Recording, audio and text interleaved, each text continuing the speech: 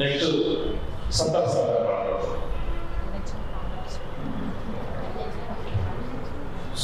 అధ్యక్షులు సోదరులు డాక్టర్ విశ్వనాథన్ గారికి, మా సోదరి సోదరుడు గారికి, సైదాబాబు గారికి,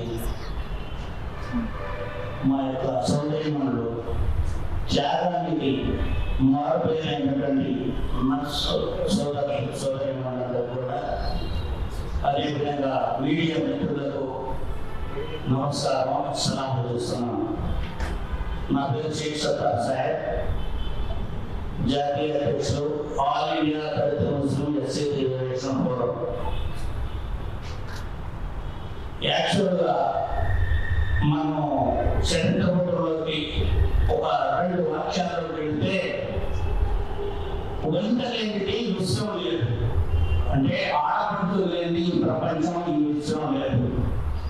అదేవిధంగా నర్సులు లేనిదే ఆరోగ్య శాఖ లేదు, నర్సులుంటేనే ఆరోగ్య శాఖలో ఆయుడు.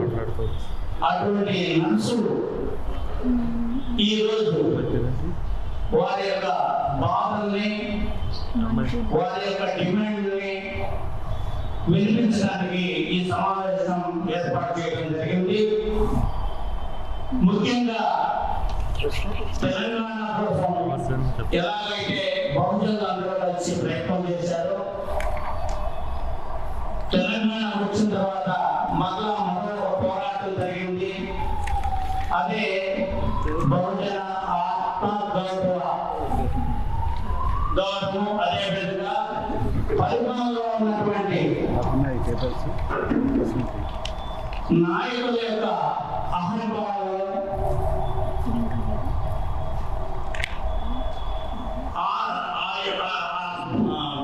మన యొక్క అధికార బలం ఈ రెండింటి మధ్య మనకి లోపల జరిగినటువంటి ఎలక్షన్ నిదర్శనం. అంటే అధికార బలం పోయింది, బౌద్ధుల ఆత్మగౌరవం గెలిచింది.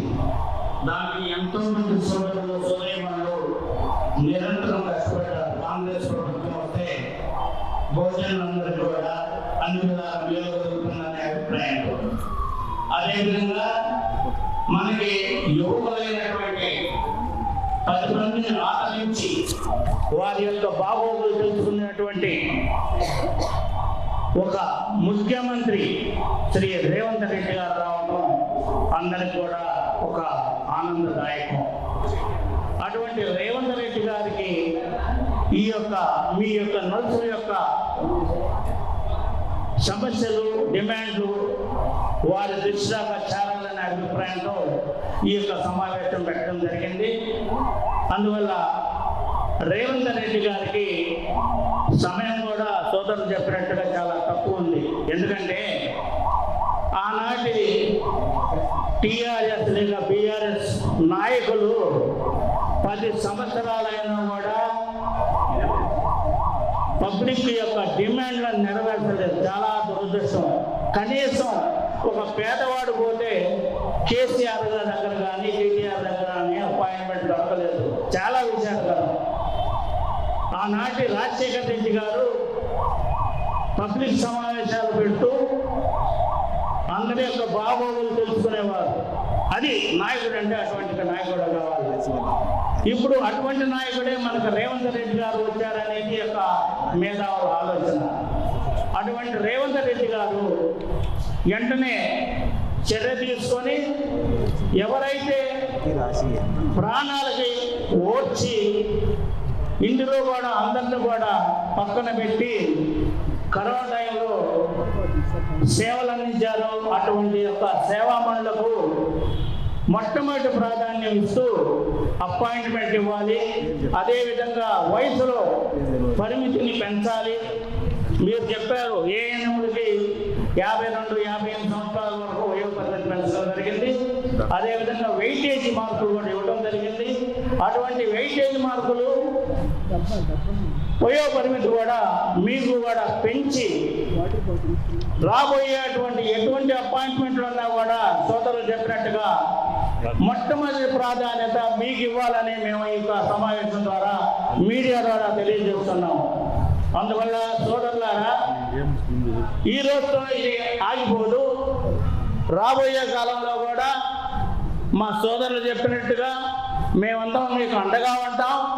మేము గ్రహించేది, మేము చేసేది దాదాపుగా 50 సంవత్సరాలు బట్టి ప్రజాసేవ చేస్తున్నాం. ఎటువంటి పదవులు ఆశించకుండా అటువంటి తరుణంలో మానవ సేవ మానవ జాతికి ఎంత సేవ చేస్తే అది దేవుడికి చేసినట్టుగా. మనం గుళ్ళు కట్టియచ్చు, అది వారి స్వవిషయం. కానీ మేమేమంటే విద్యాలయాలు కట్టించండి, వైద్యాలయాలు కట్టించండి, పేదలకి, నిరుపేదలకి, అనాథలకి, అభాగ్యులకు సేవలు అందించాలంటే ఒక దృక్పథంతో డాక్టర్ బాబాసాహెబ్ అంబేద్కర్ గారు ఏదైతే చెప్పారో, pay back to the society. మనం ఎదిగిన తర్వాత మన కింద వాళ్ళకి ఎదిగేటటువంటి అవకాశాన్ని, సమయాన్ని కేటాయించి వారి యొక్క అభివృద్ధికి పాటుపడాలనే యొక్క అంబేద్కర్ యొక్క ఆశయాలతో మేము నడుస్తున్నాము. అదేవిధంగా మానవ జాతికి అంకితమైనటువంటి మదర్ తెరిసా, జ్యోతిబా పూలే, సావిత్రిబాయి పూలే, ఫాతిమా షేక్, పెరియార్, ఇటువంటి మహనీయ యొక్క ఆశయాలు అడుగుజాలలో మేము నడుస్తున్నాం. కాబట్టి ఈ కార్యక్రమంలో మీతో పాటు మేము పాల్గొంచుకొని మా సహకారాన్ని తెలపడానికి చాలా సంతోషిస్తున్నాము.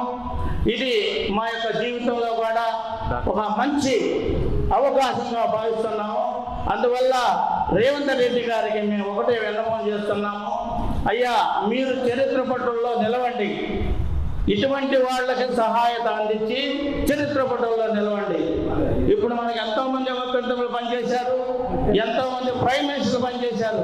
కానీ ప్రజల గుండెల్లో నాటుకుపోయింది, ప్రజల గుండెల్లో నిలిచిపోయింది. కొంతమంది ప్రైమ్ మినిస్టర్లు ఉన్నారు. దానిలో లాల్ బహదూర్ శాస్త్రి, గుల్జార్ నందా, ఇటువంటి వాళ్ళు ప్రజల మనసులో నిలిచిపోయారు.